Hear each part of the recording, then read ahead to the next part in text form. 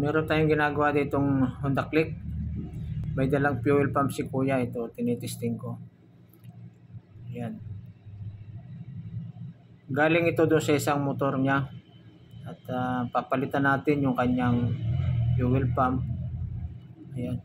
Gumagana. Maganda naman siyang bumomba eh. Malakas. Ayan o. Malakas yung bomba niya. At ito yung kanyang luma. Ayan o. Yan.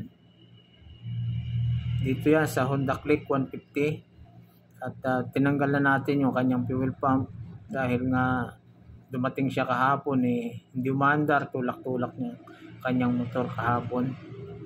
Ayan, palitan natin siya ng fuel pump. At sinisingil siya sa kasa ng 4,000 mahigit.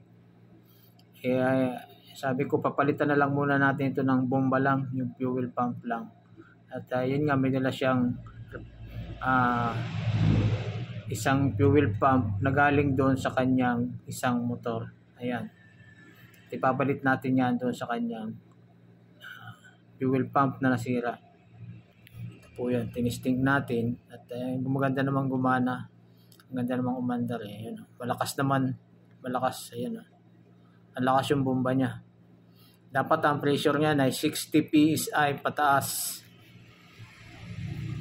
Huwag siyang bababa. Hindi siya dapat bababa ng 60. Okay.